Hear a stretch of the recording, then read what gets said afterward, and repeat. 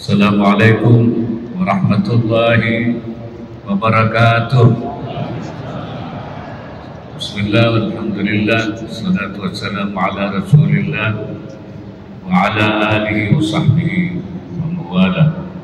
Subhanaka la ilma lana illa ma 'allamtana innaka antal alimul hakim.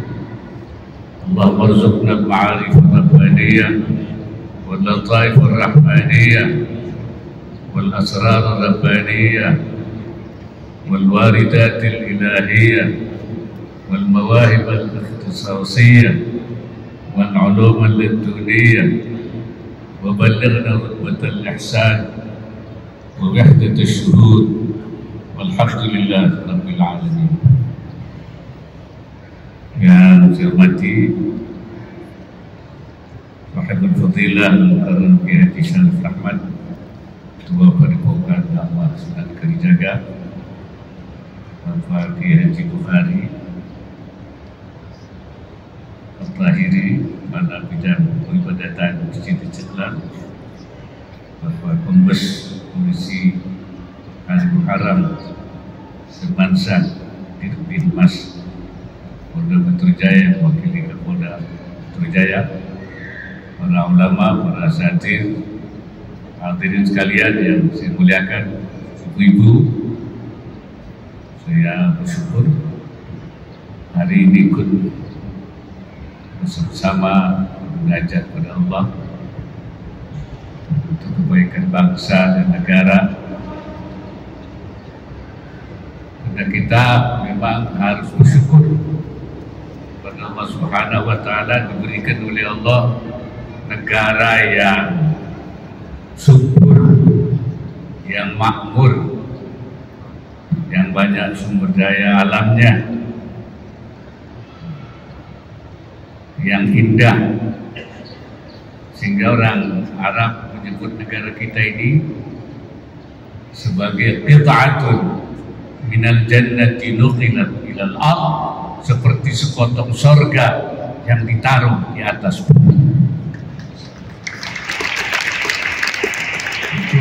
Orang-orang mengumpamakan Indonesia itu katanya sepotong sorga yang dipindahkan di bumi. Itulah Indonesia ya. Oleh karena itu negeri ini harus kita jaga. Negeri ini sudah mulai dibangun oleh para pendahulu kita sebelum Indonesia merdeka, yaitu para sabiqun al-awwalun, para pendiri kesultanan. Saya perhatikan itu dari mulai Aceh ya. Sana ada Kesultanan apa namanya, Malikus Saleh itu ya, Samudra Pasai. Kemudian juga dari pesisir selatan Sumatera Barat, Sultan Indrapura, itu dia, saya dengar itu abad ke-19 sudah mulai ditata, ada kehidupan di sana, dibangun. Dan di Banten, di Demak, Cirebon, Demak, sampai terus Nusa Tenggara, di Bima, di Sulawesi, sampai di Nusa Tenggara, sampai di Ternate, Kerajaan Ternate, sampai Kerajaan Tidore. Di Tidore itu juga dibangun pada abad ke-12. Itulah cikal bakal Nusantara kita ya. Ketika negara ini, Nusantara ini dikuasai oleh Belanda, akhirnya kesadaran itu timbul dari para kiai, para ulama, karena mereka menganggap menjaga negara, hifdzul watan, itu adalah bagian dari hubbul watan minal iman. Mencintai tanah air bagian dari iman. Karena itu negara ini harus dijaga, dimerdekakan. Lahirlah berbagai pemberontakan. di Cilegon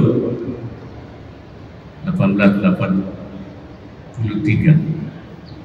Itu oleh ahli sejarah Profesor Sartono Kartodirojo dikatakan itu adalah religious revival, itu kebangkitan agama.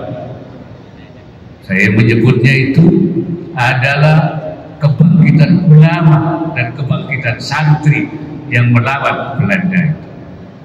Itu merupakan kesadaran kita untuk menjaga dalam rangka hifdzul watan. Ketika kita baru saja merdeka, beberapa hari saja kita merdeka, Belanda datang lagi ke sini, ingin menjajah lagi. Ketika itu tentara belum terkonsolidasi, polisi belum terkonsolidasi, negara baru dimerdekakan. Mana komandonya, dari mana ini perlawanan? Untung Hadratus Syekh Hasyim Asy'ari dari Tebuireng sebagai Raisam pengurus besar, Raisul Akbar pengurus besar Nahdlatul Ulama, membuat fatwa jihad melawan Belanda hukum wajib, dan kemudian itu disebut sebagai resolusi jihad, dan hari itu disebutkan sebagai Hari Santri Nasional, menginspirasi lahirnya perlawanan Indonesia kepada Belanda. Lahirlah 10 November di Surabaya dan terusirlah kembali penjajahan. Itu bagian daripada perjuangan menjaga bangsa dan tanah. Indonesia merdeka. Nah, sekarang kita harus menjaga dari perpecahan, dan juga kita bagaimana membangun negara ini dengan baik. Itu tidak hanya tugas pemerintah, tugas semua pihak. Saya memberikan penghargaan yang tinggi kepada Padepokan Dakwah Sunan Kalijaga, yang walaupun kegiatan rutinnya adalah soal pembinaan akhlak, berzikir, bermunajat pada Allah, tapi juga melakukan kegiatan kemasyarakatan, yaitu seperti yang tadi dilaporkan, dapat menemukan air untuk kebaikan masyarakat di daerah Pondok ini. Air itu penting, air itu kehidupan. Allah sendiri yang mengatakan dalam Al-Quran, wa ja'alna minal ma'i kulla syai'in hayy. Kami jadikan dari air segala sesuatu yang hidup. Yang hidup, manusia, binatang, tumbuh-tumbuhan, semua tergantung pada air. Kalau tidak ada air, tidak ada kehidupan. Artinya, Padepokan ini telah memberikan kehidupan bagi masyarakat dengan menemukan air untuk mereka itu.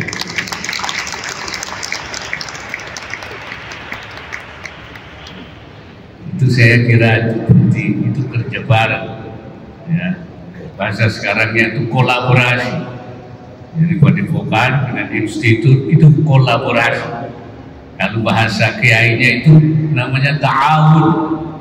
Ya, udah ta'awun, tanasur. Itu dari dulu sudah diajarkan kita untuk berta'awun. Ta'awun itu saling membantu, tanasur itu saling menolong. Ya, berta'awanu 'alal birri wat taqwa. Bantu-membantulah, berkolaborasilah kamu, ya, dalam kebaikan dan ketakwaan, saling membantu, menolong. Maka kita juga suruh saling mengingatkan, wa tawassaw bil haqqi wa tawassaw bis sabri. Bukan hanya satu pihak suruh memberi wasiat saja, ya, bukan hanya tausiah, tapi tawassaw. Tawassaw itu apa? Saling memberi wasiat, saling memberi pesan, ya, kebenaran, hak, saling memberi pesan kesabaran. Sebab boleh saja yang tidak dalam kebenaran itu saya. Nah, saya memberi wasiat kepada Anda. Tapi bisa saja yang tidak dalam kebenaran kesebaran itu Anda, ya. Saya memberikan wasiat Anda. Bisa saja saya, ya. Nanti Anda yang memberikan pesan pada saya. Itu namanya tawassul. Jadi kita itu disuruh tawassul, saling memesan. Itulah gunanya kita berkumpul, berjamaah, berkonektivitas. Kita itu melakukan persambungan, pertemuan ini untuk saling memberi wasiat. Kalau sendiri-sendiri nggak ada yang saling, nggak ada yang berwasiat, nggak ada yang memberi pesan kita. Jadi kalau salah saja, ya, atau benar. Karena itu bertemu, berkolaborasi bersama-sama itu untuk bisa terjadinya, ya, saling membantu, at-ta'awun wa tanasur, tapi juga untuk tawasau bil haqqi, tawasau bis sabri. Jadi kalau ada temannya yang lagi tidak baik, diingatkan. Tapi kalau ada temannya ini yang satu tidak baik, yang satu mengingatkan. Itu artinya tawasau bil haqqi. Jadi jangan dibiarkan kalau ada teman kita tidak baik, jangan dibiarkan, harus ditawasau. Nah, sebelum kita lagi tawasau. Itu saudara sekalian.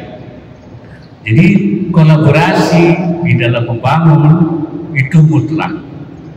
Karena itu tidak mungkin kita membangun negeri ini sendiri, dan jangan ada kelompok menganggap dia bisa membangun sendiri. Itu tidak mungkin. Harus berjamaah, harus berta'awun, harus berkolaborasi, ya, di dalam kita membangun negara ini. Itu dalam kerja-kerja lahiriah, kerja-kerja kemasyarakatan, ya. Tapi juga saya kira saya juga ingin menghargai bahwa Padepokan ini selalu berusaha untuk melakukan munajat. Munajat itu kan mendekatkan diri kita kepada Allah, meminta petunjuk Allah supaya kita diberikan petunjuk hidayahnya untuk ke jalan yang benar, memperoleh hal-hal yang benar, tapi juga untuk memperoleh inayahnya. Inayah itu pertolongan. Kadang-kadang ada orang tahu, paham dia ini benar, ini salah, tapi tidak bisa melaksanakan. Buktinya tidak, tahu, tapi kenapa melaksanakan? Nah, ini tidak dapat inayah, tidak dapat pertolongan untuk melakukan yang benar, dan tidak dapat himayah. Himayah itu dijaga oleh Allah Subhanahu wa Ta'ala. Namanya inayah rabbaniyah, hidayah rabbaniyah, inayah rabbaniyah, himayah rabbaniyah. Hidayah itu petunjuk, ya, ihdinas siratal mustaqim. Itu kata ulama, hidayah di situ bukan hidayatul dilalah, bukan hidayatul ammah, bukan petunjuk umum bagaimana yang baik dan buruk. Itu sudah ada, sudah lama diberikan, ya. Cuma ada yang nerima, ada yang nggak nerima. Tapi ketika kita mengatakan ihdinas siratal mustaqim, yang kita minta di situ adalah hidayatul ma'unah, hidayah petunjuk yang inayah kita menjalankan. Nah, itu namanya hidayatul ma'unah. Hidayahnya itu kita menjalankan, mengikuti petunjuk Allah Subhanahu wa Ta'ala. Kalau yang belum, nah, kalau yang sudah di dalam petunjuk, ihdinas siratal mustaqim itu artinya apa? Artinya istiqamah. Nah, jadi akan ihdinas siratal mustaqim supaya diberikan istiqamah kita di atas siratal mustaqim. Jangan belok-belok. Banyak orang sudah di jalan benar, belok kanan, belok kiri, karena ada banyak gangguan-gangguan, ada hambatan-hambatan, ada yang membelokkan. Nah, kalau kita sering minta kepada Allah ihdinas siratal mustaqim, kita dijaga oleh Allah. Itu. Makanya ihdinas siratal mustaqim bisa berupa inayah, petunjuk al-ma'unah, bisa juga ada dijaga kita supaya berada di dalam jalan yang benar. Itu. Nah, itulah gunanya istighatsah itu. Itulah gunanya kita ingin. Sebab Allah Subhanahu wa taala itu tergantung kita. Kalau kita mau dekat kepada Allah, Allah dekat. Katanya nyanyian itu kan begitu. Engkau dekat, aku dekat. Engkau jauh, aku jauh. Itu sebenarnya dari hadis qudsi. Hadis qudsi disadut dari nyanyian. Hadis qudsina itu begitu bunyinya, intaqarraba ilayya bisyibri taqarrabtu ilaihi dira'an. Kalau dia mendekat kepada saya satu shibri, satu jengkal, maka saya mendekat satu hasta. Jadi kalau kita dekat pada Allah satu jengkal, Allah lebih dekat satu hasta. Wa in taqarraba ilayya dhira'an taqarrabtu ilaihi ba'an. Kalau dia dekat kepada saya satu hasta, saya ada satu depan, lebih jauh lagi Allah lebih dekat. Gitu. Wa in atani yamshi, kalau dia datang kepada saya berjalan kaki, ya, ataituhu harwalatan, saya datang lagi. Jadi kalau kita datang kepada Allah dengan berjalan, Allah datang kepada kita mengenai itu lari. Nah, orang bertanya, apa Allah itu jauh, dia harus mendekat itu? Ya, Allah bilang tidak, saya tidak jauh, dekat. Wa idza sa'alaka 'ibadi 'anni fa inni qarib. Kalau hamba tanya padamu Muhammad, saya itu di mana? Saya dekat. Bahkan ada ayat mengatakan lebih dekat aqrabu min hablil warid, dari ulat leher. Nah, tapi kenapa kita harus mendekat? Bukan dekat dalam arti jarak, tapi dekat itu yang kita harapkan itu mendapat keredaan Allah, mendapatkan rahmat Allah, mendapatkan inayah Allah, hidayah Allah, dan inayah. Itu. Kalau Nabi itu namanya maksum dijaga. Kalau kita itu namanya himayah rabbaniyah. Himayah rabbaniyah itu dijaga juga, cuma kelasnya beda. Kalau maksum itu enggak melakukan kesalahan. Kalau kita bisa melakukan kesalahan tapi langsung balik. Ya, itu namanya orang yang baik. Walladzina idza fa'alu fahishatan aw zalamu anfusahum dzakarullaha. Kalau dia melakukan sesuatu kesalahan, jelekan atau menzalimi dirinya, langsung dia ingat, ya, dan dia tidak terus menjalankan. Walam yusiru ala ma fa'al. Itu namanya dijaga sinyalnya itu. Itu kalau orang yang dekat kepada Allah. Bahkan Allah mengatakan, kalau dia terus mendekat kepada saya dengan amalan-amalan sunnah, wa ma yazalul 'abdu yataqarrabu ilayya bin nawafil hatta uhibbah. Kalau hamba saya terus mendekat kepada saya sehingga dengan sunnah-sunnah sehingga saya mencintai dia. Wa idza ahbabtu, kalau saya sudah mencintai dia, kuntu sam'ahu alladhi yasma'u wa basarahu alladhi yubsiru wa yadahu alladhi yabtisu wa biha wa rijlahu alladhi yamshi biha. Kalau saya sudah mencintai dia seorang karena dia terus mendekat kepada saya jadi telinganya, saya jadi matanya, saya jadi tangannya, saya jadi kakinya. Artinya apa? Bukan Allah jadi tangan kita dalam arti yang sebenarnya, kemudian Allah ada di telinga kita, ada di mata kita, bukan.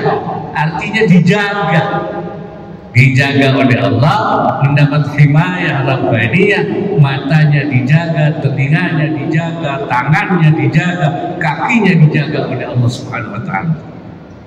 Itu artinya kalau kita sudah dekat. Wa in sa'alani la'u'tiyannahu. Kalau dia minta kepada saya, pasti saya beri. Pasti. La'u'tiyannahu, saya beri.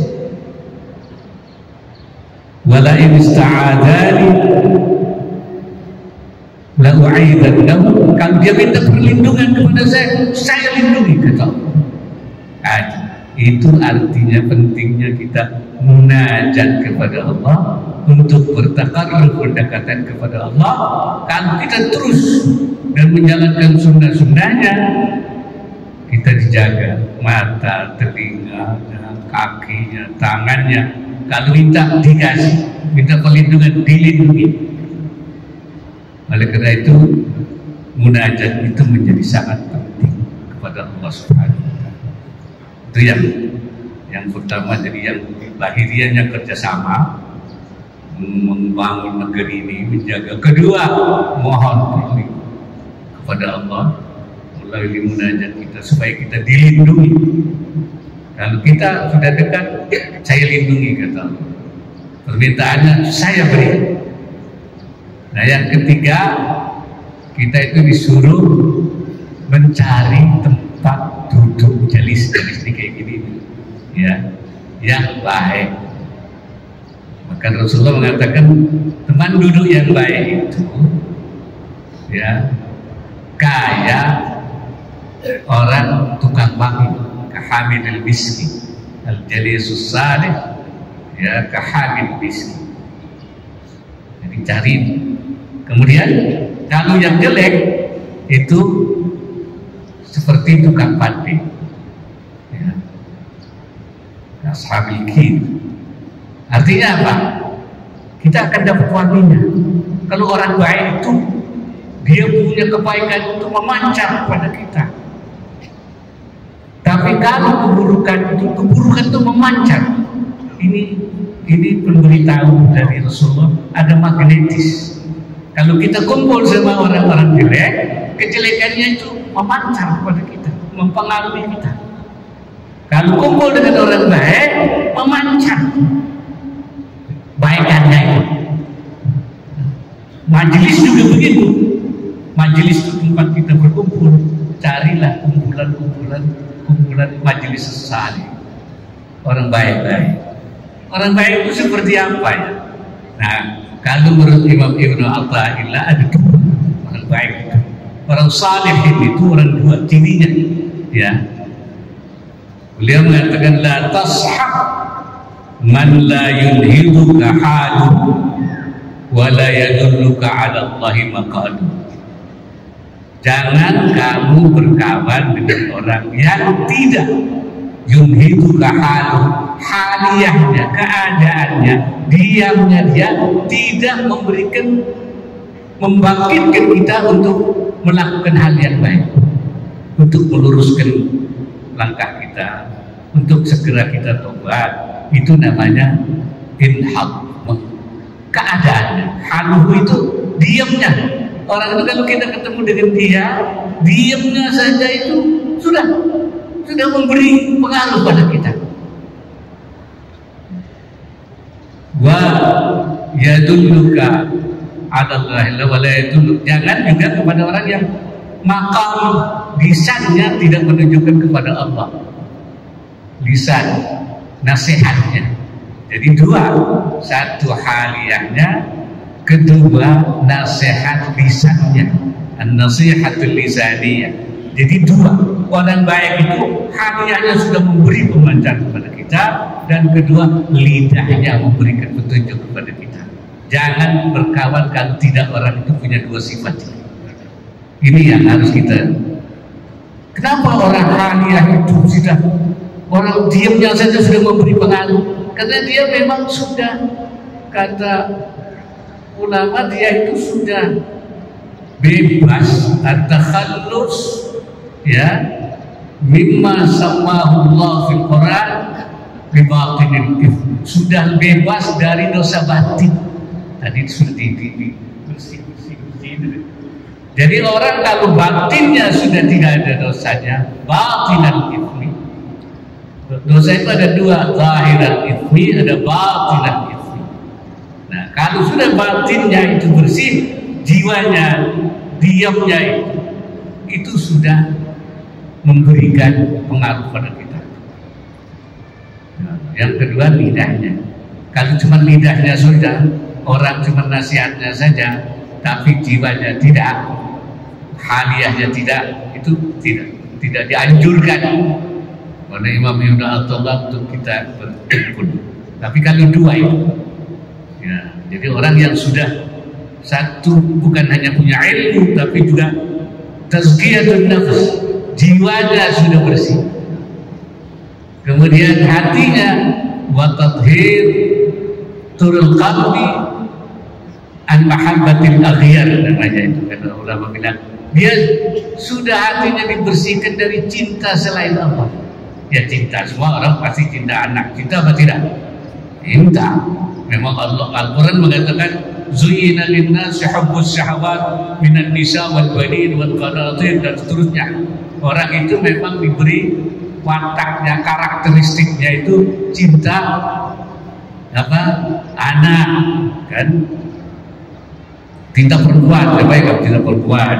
Laki-laki mesti cinta perempuan, perempuan mesti cinta laki-laki. Kalau enggak terjadi apa-apa itu kan. Punya cinta anak, cinta harta. Tapi kecintaan mereka ini tidak boleh melebihi kecintaan kita kepada Allah. Orang mukmin itu asyaddu hubban lillah, cintanya sangat kepada Allah. Ini kalau sudah seperti itu, hatinya sudah bersih dan tidak punya dosa, itu punya sifat namanya tadi itu haliyah, ya, haliyah qalbiyah namanya, keadaan hatinya sudah itu harus dibersihkan, ditathhir. Nah tadi temanya itu pembersihan, ya memang harus hatinya harus ditathhir, bajunya harus bersih, tempatnya harus bersih, lingkungannya harus bersih. Itu kalau kita ingin menjadi, oleh karena itu kita dianjurkan untuk di dalam agama Islam itu melakukan kebersihan. Makanya disebut an-nadzafatu minal iman, bersih itu dari iman. Tapi harus dalam arti overall, komprehensif semuanya. Ya, bersih bajunya, bersih lingkungannya, bersih ya, segala-galanya.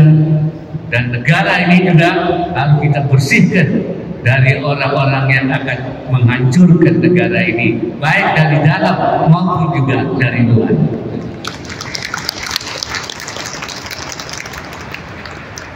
Saya kira itu yang dapat saya sampaikan. Saya hanya mengapresiasi, memberikan penghargaan terhadap upaya-upaya baik lahiriah maupun batiniah. Tidak cukup kita hanya lahiriah saja, dan kita tidak cukup mengandalkan kita saja.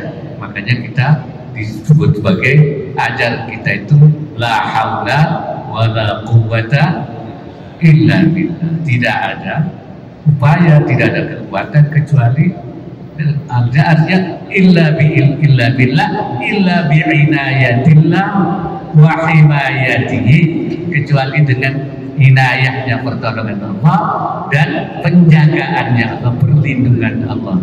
Maka itu kita terus minta al-inayah wal himayah daripada Allah Subhanahu wa taala.